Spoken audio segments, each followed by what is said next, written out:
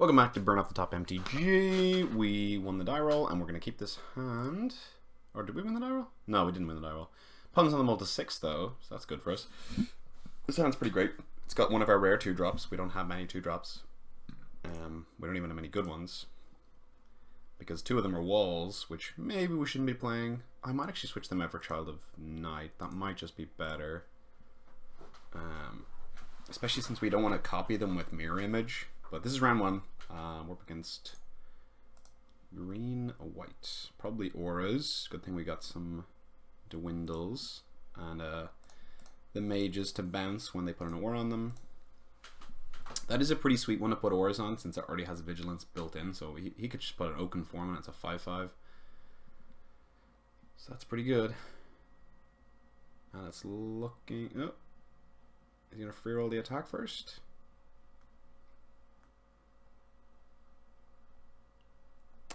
Not sure what he's doing. He's faking me out. But it's his time bank to waste, so I don't really mind. That's something I find myself getting frustrated on Arena with. They would just be taking forever. And I think I'm going to block this, because first of all I got a 2/2, and second of all I just gained 5 life, which is pretty good. But yeah, people will be taking so long, and it just frustrated me, whereas if they take long in this, I don't... You know, I do mind a little bit, but I don't mind as much because it's their time to waste and I still have time. Okay, so... Yeah, I'm going to bounce that. So, pretty lucky to have this uncommon here. But we do have a bunch of ways to get rid of it. We do have 3 dwindles in our deck. Man, this mouse is really annoying me.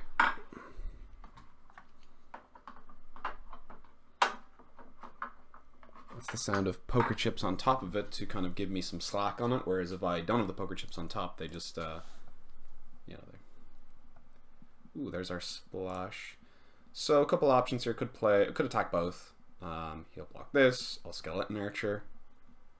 Which is pretty good, actually. I might do that. Trading a 2/2 for a 3/3.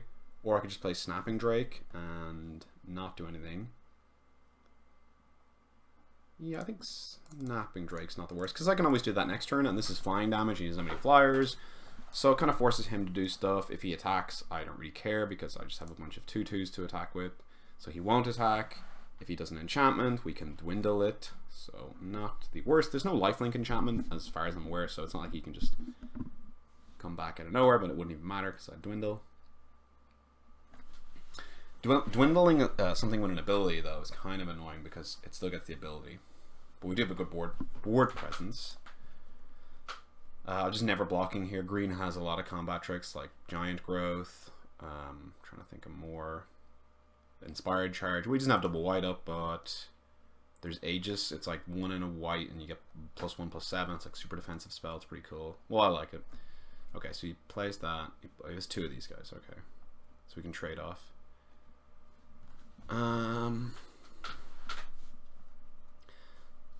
Although I don't really want to trade off this because Mirror Image copies it quite nicely. What I think I'll do is I'll Divination into a land, and then I can play my Wall of Mist, which blocks this, or he has to waste a tap down on it.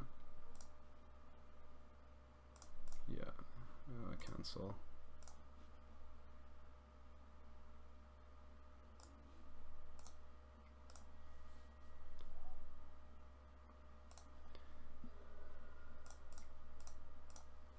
We could also sleep next turn, get in for 2, 4, 7, and then next turn they won't untap, so I'll get in for 14. So yeah, sleep does seem pretty busted. And then also I could just finish him off for 1 point of damage with Skeleton Archer, so I actually might go for that line, depending on what he does. Now if we draw a red source, you know, Banefire's online for 1, 2, 3, 4, 5, which is pretty great. Just gonna yield through this. If he attacks with all tapping down, let's say the Wall of Mist, I'll block here and take 5. Well, then maybe I shouldn't, because if my plan is to sleep, then maybe I want max power out and just 7 and 7 him, and that's 14, and then this is 15. So, yeah, maybe I should just take the 7, actually. Yeah, I think that's what I'll do. Hopefully he taps down a creature in fear of that I'm going to trade off with his Green Wood Sentinels. Oh, nice. So what's he going to tap down here? Probably the wall because I'll happily throw the wall in front of this.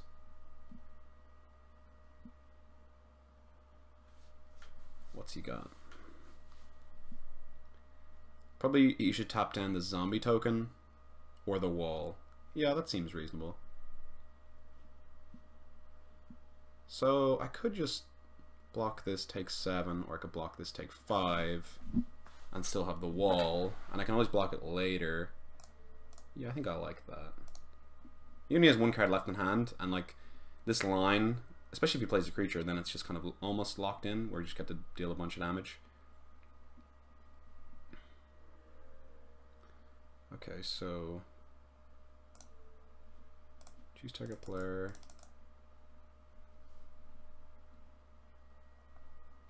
We get to get red.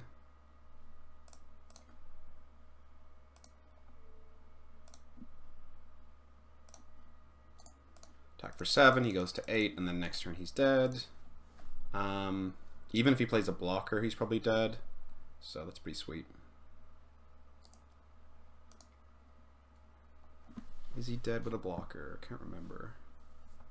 1, 2, 3, 4, 5, 6. Oh yeah, so we just tackle.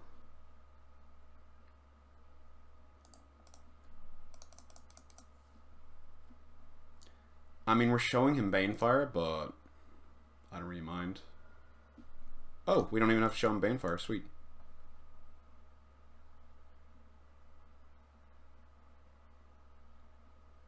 Wow, I'm surprised he didn't block there. Okay, that's pretty sweet. So he's an Aura's deck. We saw 2 Oaken forms. That's his plan. The walls are not great against that plan. They're good against the 2/2 vigilances. Vigilances. I don't know if that's a word. What do we like versus him? Dress could be good.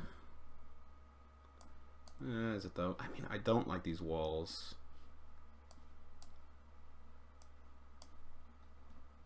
I think I want some Child of the Night. They might provide some lifelink. Like, so let's say he attacks me for 5. I guess those things have vigilance, so it's pretty good with auras. Whereas these just don't trade because it's... I'm trying to think. Is the wall better or Child of Night better?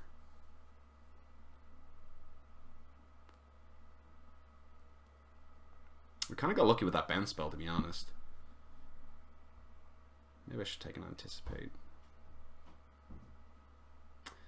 Alright, we'll see how this goes. It can't be the worst. We didn't see any 1/3s. And he is green-white, so he's playing bigger stuff. So Child of the Night can't be that bad. It is bad when you open no swamps. There are 7 swamps in the deck, 2 submerged boneyards, 9 plus rupture spires, that's 10. And we also have 3 dwindles in our hand, so I think I'm going to keep this hand, especially since he's playing auras. If I just draw any land, I can just dwindle his first thing that he's he's going to 2-for-1 himself because he's going to equip with an aura. Presumably, anyway. And if we draw a swamp, it's just great. Okay, so we draw a land, perfect. Oh, should have played a mountain there, that was bad. The reason I should have played mountain is I want to represent shock in my hand. He's probably not going to believe it though on the splash for shock. He might believe it. Ooh, Druid of the Cowl, so he can pump out something big. So I'm definitely going to play mountain if we don't draw swamp or submerged boneyard. So we didn't. It's a small thing, but you know, it might give him hesitation if he played his 2/2 and then he goes to equip. He's like, well, maybe I don't equip because then if I get killed in response, I get 2-for-1. He's not going to equip this. No way. Okay, yeah. I was wondering. Maybe that was a bait with Essence Scatter or something like that. Okay, so like a Divination. I think I'm just going to Divination. I want lands anyway, so I don't mind if I draw them. Had to play my land pre-combat anyway. Drew Banefire. We have to discard. Didn't think that true 100%. Child of the Night trades with this. Not discarding Banefire. My hand is really good, so I probably don't need Divination. I want to play this. I want to have all these dwindles. Although I could get rid of 1 dwindle. Like, there's only so much stuff you can do. Yeah, maybe I get rid of one Dwindle. That could be wrong. Maybe that's getting greedy. I could just get like aggroed out here. Like, I hope he attacks with Druid of the Cowl, because that means he's not going to play a 5-drop.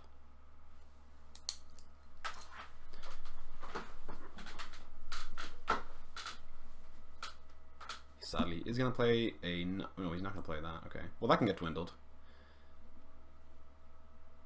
Or Banefired.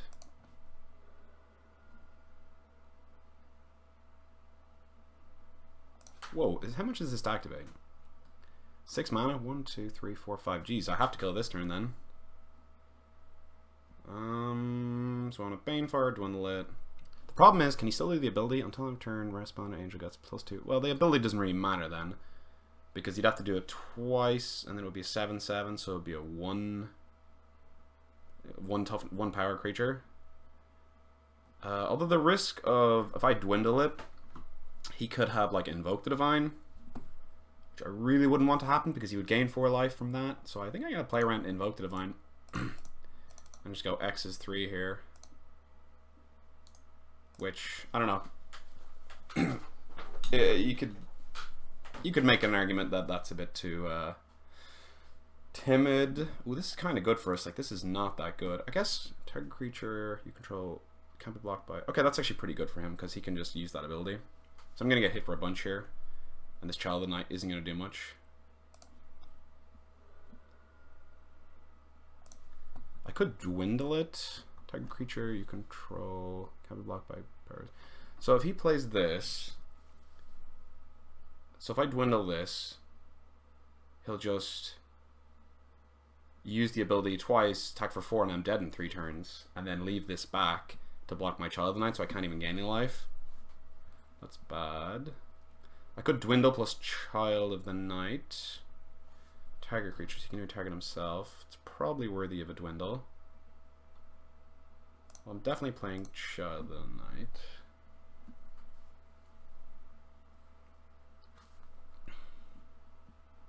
Although I could just dwindle this then, and then he can't block profitably.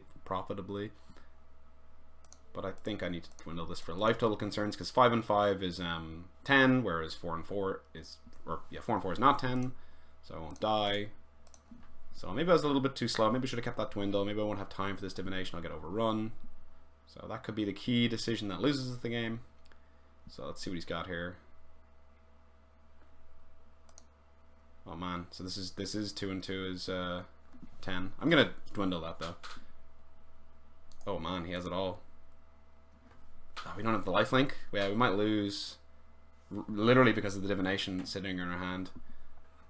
So that was pretty bad. Okay, we got bailed out by the deck though. Get dwindled. Don't want to tap any of my black mana. So this gets dwindled. I have to murder this. Which we could have just dwindled. And then I would only be taking... Well, I'm still taking 1, but this is looking pretty close. Don't want to yield through the turn because I know I would die. I don't think there's anything that gives hexproof. I hope not. I have to kill it now. So that was a really lucky top deck, because we literally would have been left divination. If we had drawn land, we would have lost. So that was pretty bad play on my part, keeping the divination. Probably a little greedy, and almost cost us the game. So that's how close these things can be. Okay, so all this stuff is pretty bad. So what do you want to do? Divination, draw land, play Plaguemare. Don't have any other red cards in the deck, so divination. Ooh, Bone Dragon's nice. Could play Snapping Drake as well, but opens itself to removal, so this is no value, but it's fine.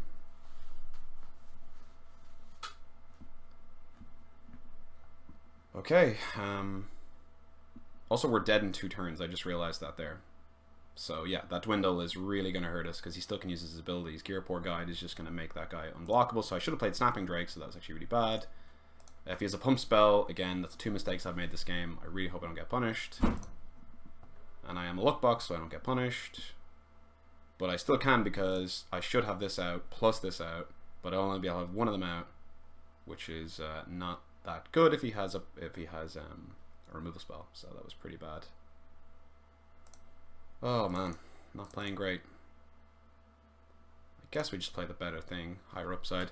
But yeah, so instead of Plague Mare, I should have played this, and then I would have been able to block this because this wouldn't have done anything. I would have been on 2. If he has a removal spell, then I still can block it. So now I'm just literally dead if so I should attack with this, right? Because he can just make it unblockable. Yeah.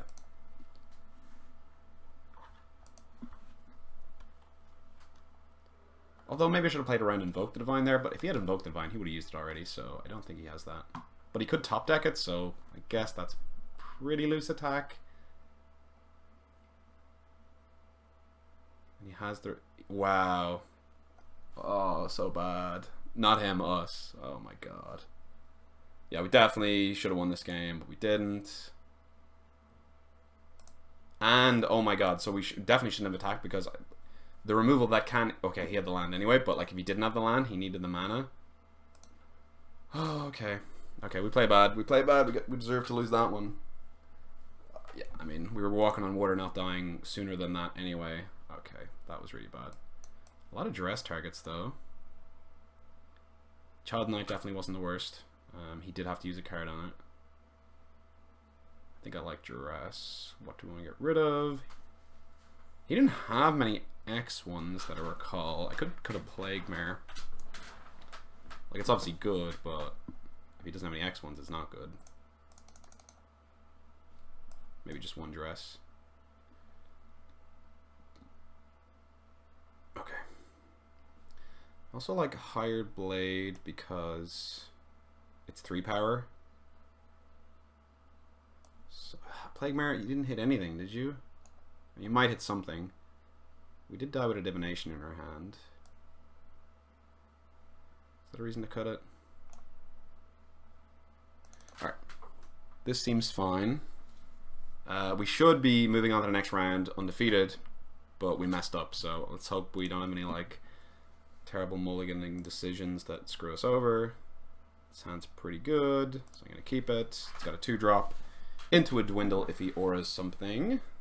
This buys us a lot of time. Hired Blade can flash in and trade with something, and then we can mirror image something later on. I think I'll play Swamp first.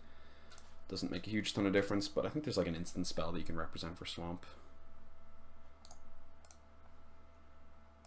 Okay, need to draw land, but easily doable. Although we do have one last Divination in the deck to help us out with that.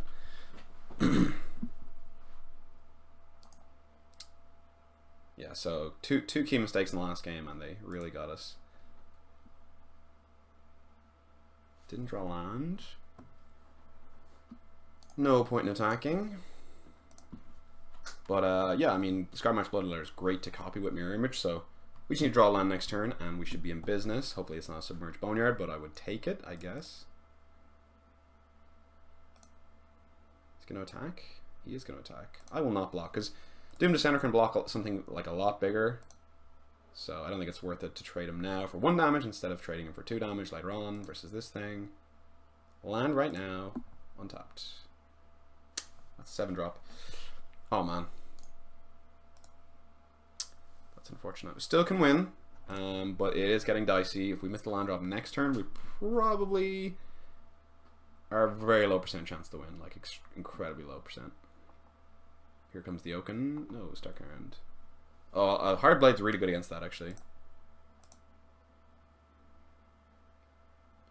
Okay, so now I'm going to trade it, because it's kind of the last chance I'll get to trade it, because he'll get to tap it down with Starkrown Stag. So just draw land here, won't be too bad. This is rough. This is rough. Can't even attack, because he'll block. I'm going to discard the 7-drop in our hand because we'll never get to play it. Whereas Banefire, if we draw a Mountain or Rupture Spires, it's pretty good. Oh man, this is I hate to go like this. Give us a fighting chance, like. Oh, that's going to be a lot of damage.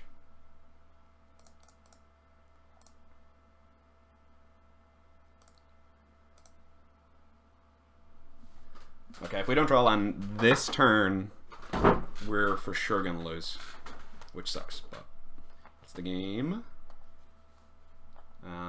But it's even more frustrating when you had a chance to win the previous game, but you messed up.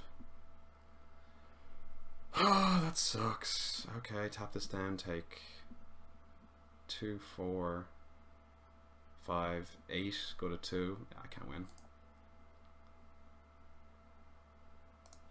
Yeah, sorry guys, I should have won that round. It was so bad by me. And then we get max punished in game 3, don't draw any lands. Hope you guys still enjoyed the first game. At least I think was decent. But yeah, second game I played terrible. And game 3 we didn't have any choices. Stick around for the next rounds. Thank you very much.